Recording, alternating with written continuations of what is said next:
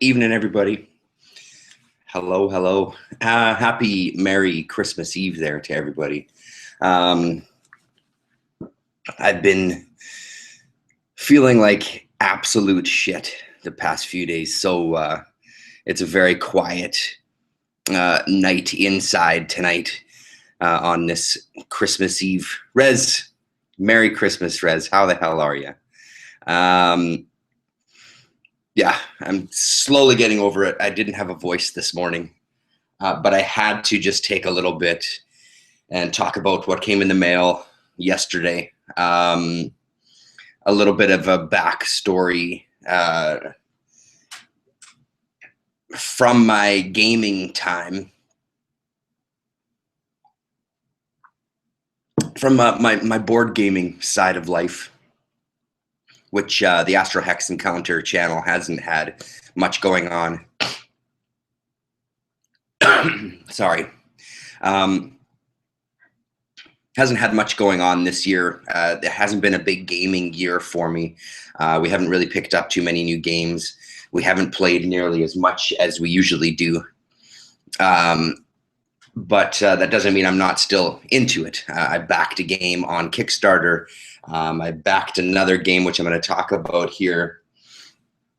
So the whole thing kind of culminated with Mushroom Eaters, Nate Hayden and his gang of weirdos did a fantastic game about taking mushrooms, sitting with a shaman around a fire, and going around this kind of path that unfolds, this board game that unfolds as you're playing. I'm sure you guys have heard about it at this point. I've talked about it a number of times. It's in 3D. It's absolutely amazing. Our good friend Joan Angelo had turned me on to that game, and that led me down the path of Nate and his cronies. Since then, I've picked up Mushroom Eaters. I have San Quentin Kings, which is a game about prison life, being in prison. I've got Psycho Raiders, which is a game basically kind of like a slasher movie. One person plays the van filled with teenagers, and the other player plays the kind of psycho killer family, and you chase them across a map. It's fantastically fun, really gross. But the one that is just completely epic is this monster right here called Cave Evil. And again, you've heard me talk about it. It was around this time last year that Mr. Tom and myself put on corpse paint and walked you through the game and played it for you all. We've since played a couple of times. It doesn't get to the table as much as I would like because it's just Mr. Tom and I that are into it. I'm hoping that I can convince Special Sexy Lady Friend to play this newest version with us. So 6 months ago, 7 months ago, 8 months ago, I'm not sure how long ago it was now, they talked about an expansion. They talked about doing an expansion. It would be a standalone game, but you could also pair it with Cave Evil if you wanted, using all the characters in there and all the demons and stuff in there, and play a new version called WARCULTS. So they didn't do a Kickstarter type backing. They just did it themselves. You just went to their website and you ordered a copy of the game, or you could order multiple copies of the game.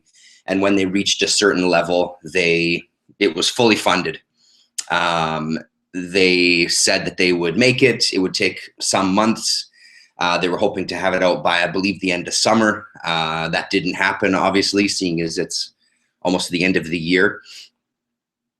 But it doesn't matter. At the end of the day, it doesn't matter. They had some problems with printers, but it did get backed. And I was one of the people who backed it. And at the last possible minute, last night at about 5:30 p.m., my Christmas prayers were answered to Satan, aka Santa. And there was a bang on the door, and lo and behold, it's Cave Evil WARCULTS. So I'll just kind of take you through it. We'll have a look. It's unbelievable, first of all. Thanks, Rez. You have a great Christmas as well. You're just hanging out with friends, eating dinner. Wicked awesome. Thank you very much, Rez. Have a really, really great Christmas. So I'll keep chatting. I don't expect there to be many viewers tonight, seeing as it's Christmas Eve and all. It's just I'm feeling chatty. So when you did order the game, you had a couple of options. You could order some extra stuff. One of the things being this amazing bandana with WARCULTS and the big nasty skull dripping with ooze. Mr. Tom is going to love this sucker, just for the simple fact of I can see him already wearing it just like this. He's gonna love it. I can see him wearing it just like this, people. So, in his honor, let's put it on. There we go. So, you get a bandana. You get a Cave Evil t-shirt, an XL Cave Evil t-shirt, which is just a thing of fucking beauty.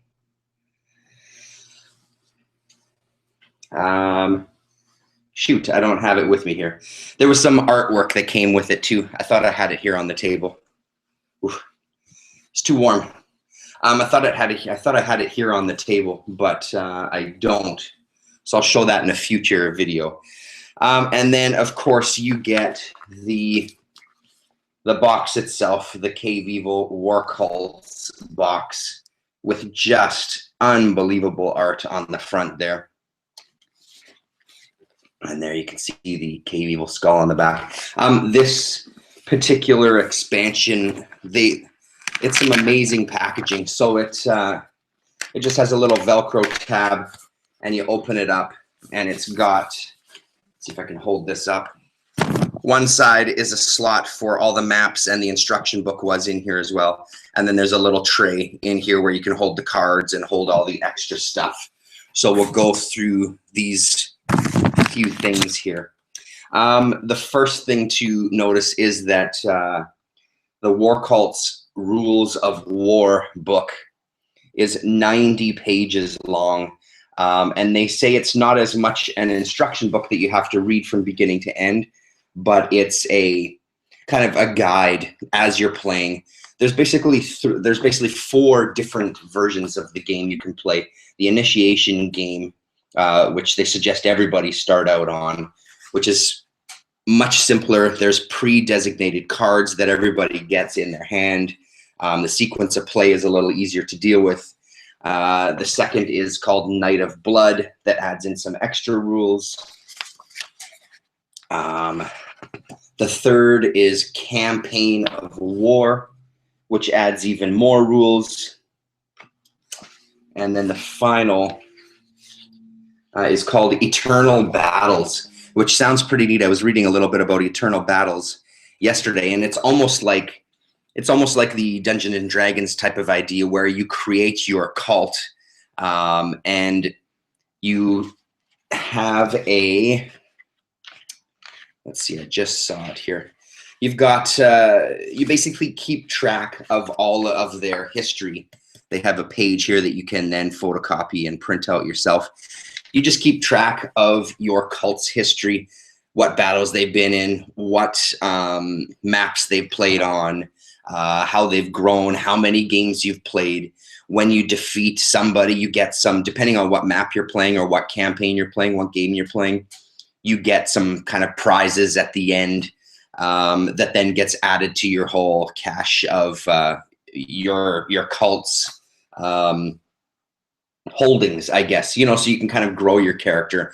They want people to travel to their gaming shop. They want to spread Cave Evil. They want people to go and play with other people.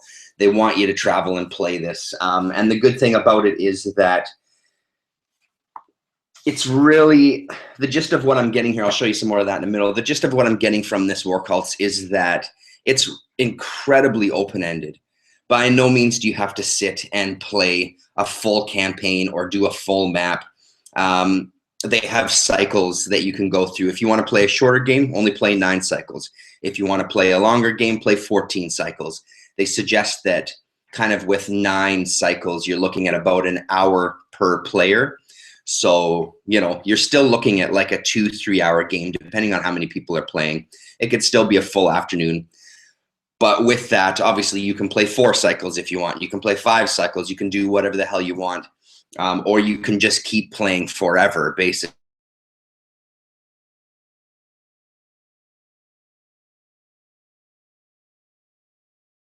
Years and years and keep building up this history. So it really does kind of enter in the realm of Dungeons and Dragons when you talk about that sort of thing. But this one, if you've seen the previous video, this one is just, it's so unique. The artists that they have involved, I won't go through everybody again.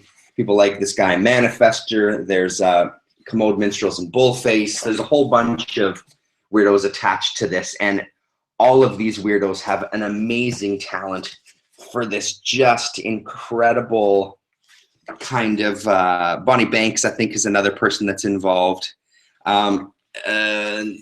Just this real knack for this twisted heavy metal teenager kind of art to go with it. Very, very, very unique. Really helps in creating the world.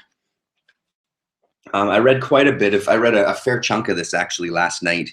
And it's nicely laid out as far as the information, parsing the information. It's a little different than what I'm used to with things like the SPI games and the Ares games, where they really have almost chapter-based system, where you have these bullet points and that sort of thing. This is laid out pretty broad, but I still think they do an amazing job of laying it out. Now, again, I'm not the whole way through. I haven't actually sat and played a game, so I don't know how easy it is when something comes up, how easy it is to find the information in here.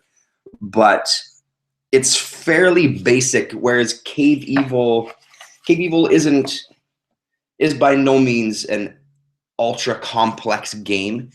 The complexity with these games seems to come up in individual moments where it's, you know, deciphering, like the usual thing when you're dealing with a game that is dealing with creatures on cards and text and that sort of thing. That's where the problems normally come into play, in my experience anyway.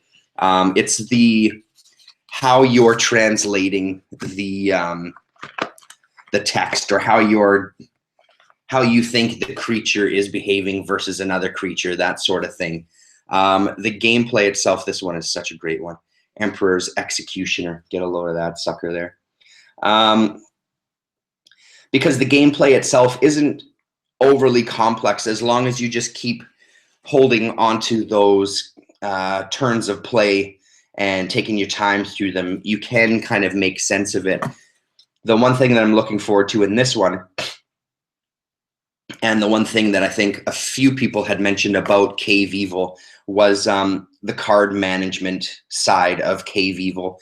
You can get a really huge hand of characters and weapons and spells and that sort of thing, and kind of keeping track or figuring out how to use your cards the best can be really, really difficult. Keeping track of what the other player has can be really, really difficult. Choosing which beasts to summon to kind of form your team in Cave Evil can be a feat unto itself. With WARCULTS, from what I understand so far, is you're not really creating creatures. You have your cult, you have your leaders, and you have your followers, and you have your minions, kind of thing. And you're stuck with that, so to speak. You can still befriend wandering creatures in the cave, in the pit, and stuff like that. So there is that ability.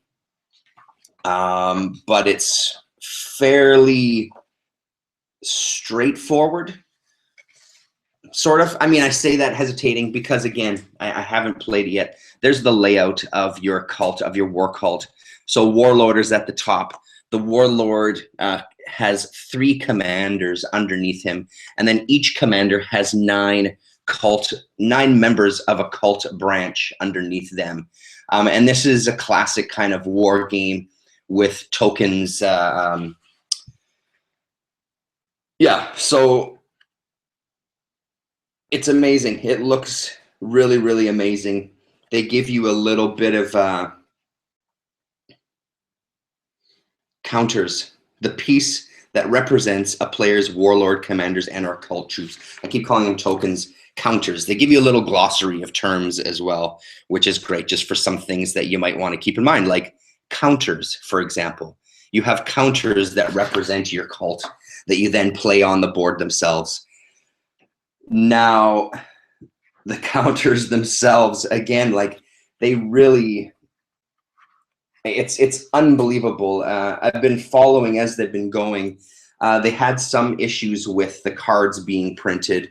Apparently, they had kind of a happy accident with the counters. The counters, there was a mistake in the printing. I haven't read any details yet, but the mistake in the printing has really given them a really nice matte finish. And that's exactly, Nate was saying that it was a happy accident because they turned out exactly how we wanted them, even though they made an error. It comes with 3 sheets of counters. So there you have your different, so you have your warlord, your commanders, and then the cultists underneath there. So the warlord is that token. The commanders are here, and then cultists are these. There's 4 different colors, is that right? I believe that's the case. Brown, gray, purple, and a gold kind of color. Yes, so 4 different cultists. And then there's big discs down here, which I'm not 100% sure. Again, as you can see, I haven't gone through the sheets to decipher what everything is. You have your usual kind of money in this game. Money is, there's gore, there's metals, and there's something else. And I'm always blanking on the names. Resources, metals, gore, and shadow flame is what they are.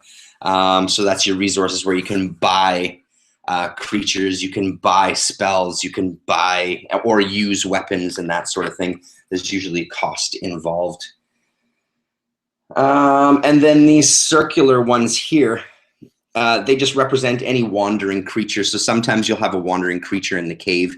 You keep the card off of the board and you just put one of these tokens on the board and on top of the card, just so you can, same kind of thing, you put the not tokens, fucking counters. You put the counter on the board and on the card just to represent what creature is plodding through the cave. And then here's the other side.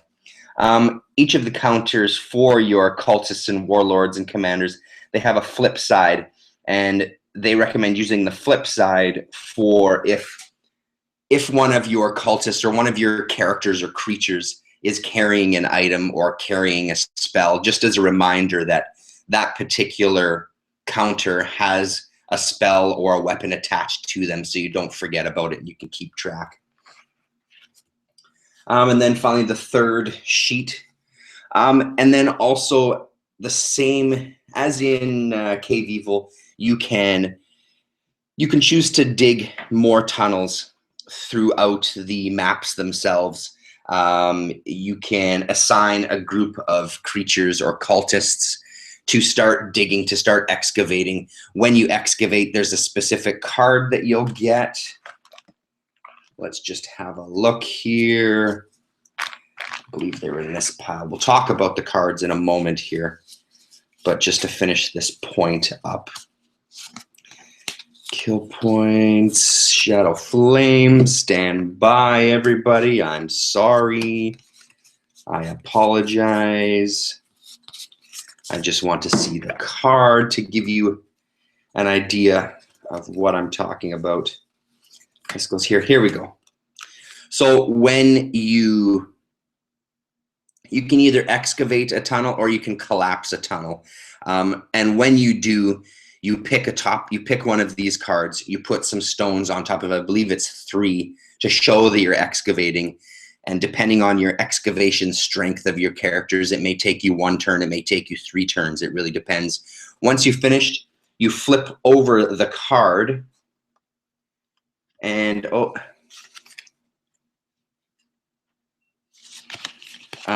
sorry, 1 sec. Here we go. Here's one. For example, you'll flip over a card and it'll say something like tunnel. Up at the top there, you'll see that symbol. That is the piece that you pick up, which in this case, will look like one of these straight 3s, and you add it to the map, starting on the spot where you were digging and then branching off, but you have to follow the hex pattern on the map itself. So that's still similar. So in this game specifically, that'll help you with kind of flanking your enemy, that sort of thing, because the ultimate goal of this war cults is to create a strong cult and just go and just wreak havoc and just destroy everybody else on the board. There are games within it too where there's certain objectives. I haven't read about those yet. Like I said, I haven't gone through the whole book yet. There are certain objectives that you can play as well, but ultimately it's who is the victor, so to speak. So let's have a look at the cards. The cards are pretty great.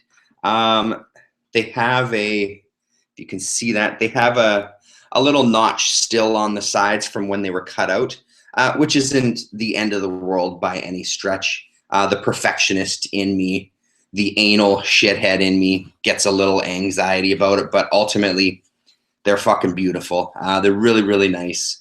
You get a card that's a cheat sheet for kill points, how many points you get depending on the size of creature, a big, a medium, a small, and a trinket. And then you get a little icons and symbols index where it kind of tells you what each icon is on the specific cards. Renegade cult roll, a little cheat sheet for when that occurs in the game. On the other side is a befriend roll. You can befriend wandering creatures or cultists who are left without a commander and a warlord. If your warlord dies, the commander becomes in charge. If your warlord is gone and your commander is gone, your cultists are just running free. They have no master. They have no loyalty, so you can befriend them and take them to your cult. Resource roll, card and deck roll, map side roll, a little reminder of what to do in those, a reminder of what to do if there's a spawn roll that's called for, or an excavation spawn roll. This is what you do. So those are always really, really handy. In Cave Evil, I think I printed off some cheat sheets myself and had them in there, just a little bit bigger size for us. Actually, yeah, let's go through the cards. So, Shadow Flame. Isn't that the Abyss or something here? Let me just divide these. That's Gore. That's Shadow Flame. That's Metals.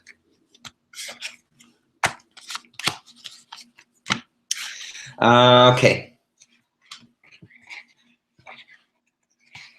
I'll just turn to my index here so I don't get too confused. Okay, so this is there's Bribe Deck, and all of them are pretty much the same. Each of the decks, there's more of a chance to have some randomization come when you pull from the Abyss deck, I think it is. Maybe it's the Summon deck. I can't remember from Cave Evil. But what you're going to find is, for example, here in the Bribe deck is a Skull Bomb, for example, and gives you little details of that. The cost on the bottom here is how much it is to use this card. What else do we have? There's events as well. Mercenaries arrive. The further you get into some of the decks, like the Summon in the Abyss, the more chance there is to get an event card. Let's see if we can find a creature. Here we go. Insectoid Shaman. So this is what the creature cards look like. You can see they're surrounded by a hex with a bunch of different numbers. Those are your strengths when it comes to that number. Now, I can never remember. There's a weapon, there's strength, there's speed, there's something, and there's armor. The other ones I can't remember. I think it's DD and BT, and I always blank on what they mean. But anyway, those are the strength that's the strength that you have for any given side. When you get into a battle, if you're the one instigating the battle, you get the first hit. You choose one of these numbers. The next player gets to choose the next battle, and they have to choose a number adjacent. And you just fight. You roll dice and add the number to the dice that you've rolled, and whoever wins best out of 3 is the victor. A lot of them have extra powers. So this is an ability +3 when befriending insectoid species. They're filled with all sorts of details. This is a small, let me just see here. Yes, a small creature. And small creatures travel in packs of 3, so you can have 3 small creatures representing one specific counter. Yeah, so there you go.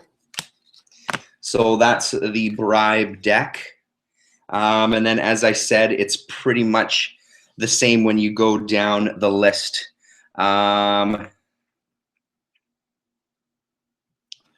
They call this the construct deck, not the gore, the construct. And let me just make sure that that's all we have in here. There's the construct deck, what that symbol looks like. Same kind of thing. There's a priest of entrails on there. There's a maggot mother. There's a terrornado. You can get Master's Hammer. Oh man, look at that. The Lava Lancer. So great. So there's a whole bunch of new species and monsters in this one, which is really awesome. And that's the thing. They say that once you get familiar with this game enough, you can then take creatures from Cave Evil and use them here. You can take the Necromancer and characters from Cave Evil and use them in WARCULTS and vice versa. You know, so there's a lot of flexibility when it comes down to it. This next one is the summon deck, and the summon deck looks like this. And again, same thing. Events, creatures, and let's see if we can find a weapon.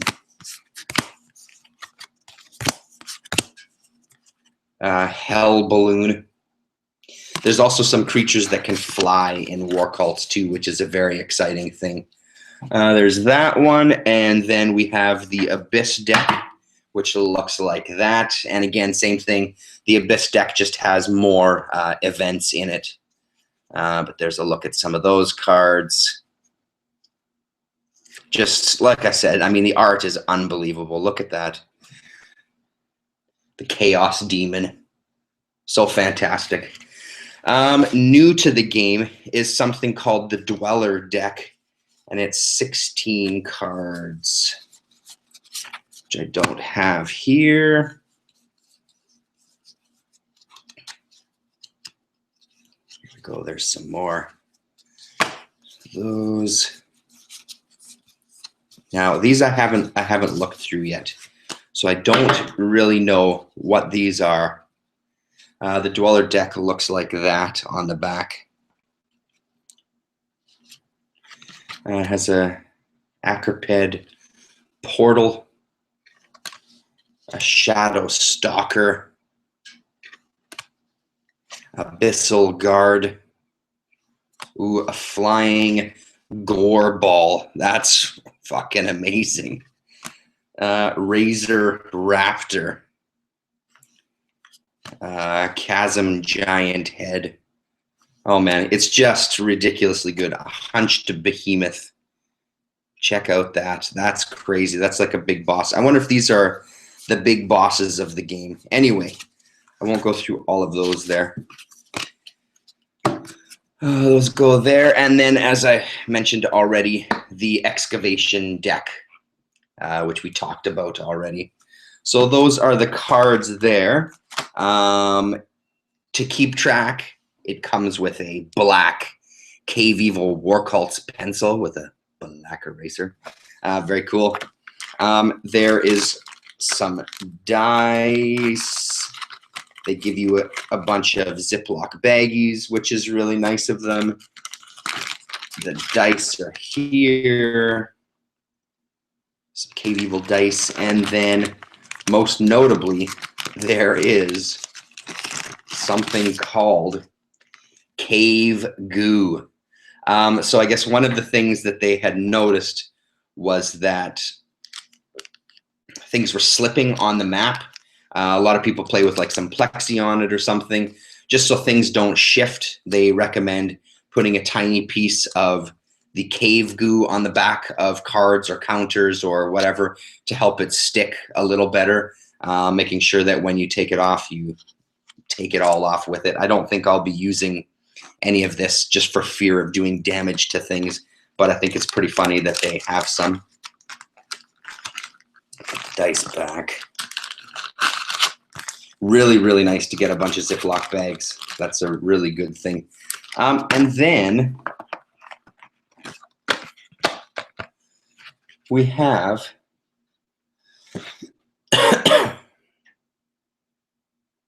I'm not sure what they call them, but you have to cut them out yourself. Oh, this is the, I think this is the Disc of Death. An extra little playing sheet if there's a tie or something. I'm not exactly sure the scenario on here. Again, I have not read it. So there's that. And what do they call these cards here? Species cult cards. Here you go. So you have to cut these out yourself, which is going to be fun. I might end up doing that this evening. I'll look at those.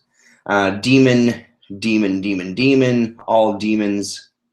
They're demon species on that one. This one is animal species, swine species, reptilian species, and humanoid. Check out reptilian. Some new artists involved this time around too, with some amazing, amazing artwork. But again, yeah, there you go. There's a look at that one. And then here's one that has geo species, insectoid species, gore species, and undead species. And the final sheet that has fungal species, ancient species, ghost species, and shadow species. Amazing, amazing shit. Let's take these out. Put these over there. And then finally, you get 4 different maps. There's 3 maps that are 17 inches by 22 inches, and 1 map that's 22 by 25. I can't remember the name of the names of the maps, but this is kind of a frozen wasteland of a map right there, where just a big battle takes place. I don't know if you can make out. Yeah, there you go. You can see. There's the hexes there, so everything is divided up into hexes. There's one of them. There's a really, well, they're all pretty cool, but one that I'm really looking forward to playing. This one is just a basic kind of battleground cave. Entrances off the edge of the map. You have 3 turns to get all your troops onto the map. If you don't have them on the map by the end of the 3rd turn, they just stay off the map for the rest of the game. Around the edge there, that's how you track time. Those kind of swirls there. The paper stock is really nice for these as well too. Pretty heavy duty. And this one has a nice big abyss. So with a bridge right in the middle. I don't know if you can make that out. I can't see around the map. But yeah, there's an abyss just off of the bridge. So you have 1 player on one side, 1 on the other, and you meet and battle on the bridge is the only spot. I believe in this you can build bridges across the abyss if you're lucky enough to get a piece that'll reach.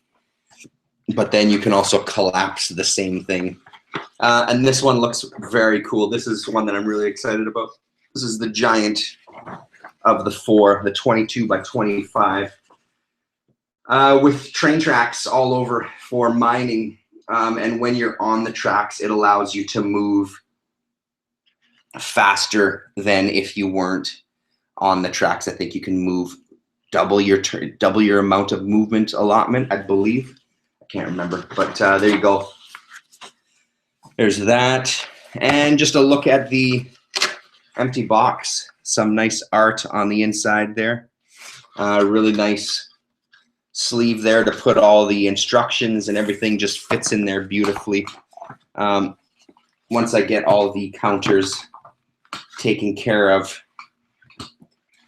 you can see that it all just will fold away really nicely and sit on the shelf like so. Oh man, I can't wait. We're expecting, there's supposed to be a blizzard. There's been blizzard warnings for the last couple of days for Christmas tomorrow. If that does happen, my son is going to be staying over a little longer because we'll probably get snowed in. It won't be good enough to go out. Part of me might be mildly hoping that happens, so then we can sit down and play the game, because I think that would be a great way to spend a Boxing Day, if it does happen. So there you have it, ladies and gentlemen. Cave Evil WARCULTS. I can't believe it. I'm really, really excited about it. It was 100% worth the wait. I would have waited longer if that's what it would have taken. I'm really excited that it got to me just before Christmas. It's a fantastic Christmas gift that I bought myself 6, 7, 8, 9 months ago. I can't even remember how long ago it was. It was quite a while ago, though. They did an incredible job, as always. I wasn't worried for a second that they wouldn't do a great job, though. I just know what to expect from these guys. They just have a love for games, and they do an incredible job each and every time, and it's an absolute pleasure to play their games. And I cannot wait to sit down and dig into this. Of course, I'll keep in touch. I'll keep track. If we do end up playing it, maybe I'll do kind of a follow-up video on it, probably over on the AstralHexEncounter channel.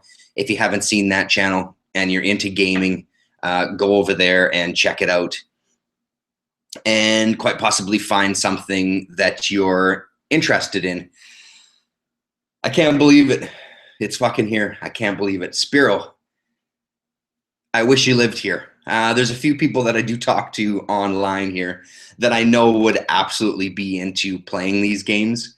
My circle of friends here, they're not as interested in this sort of thing. I mean, when I explain it to them, they sound like, oh yeah, they seem a little interested, but I just don't think that they're of a type that would want to sit down for like 4 hours and play a game, one like this especially. So we'll see if I can convince the family to play with me. I know my son will play, but I'm hoping we can get special sexy lady friend in on a game, because I have a feeling once she got into it, she would love it, because it's just running around and beating the hell out of each other, basically. Thanks very much for watching, everybody. Again, I hope you have a really great Christmas tomorrow, and we'll see you after Christmas. And thanks a lot.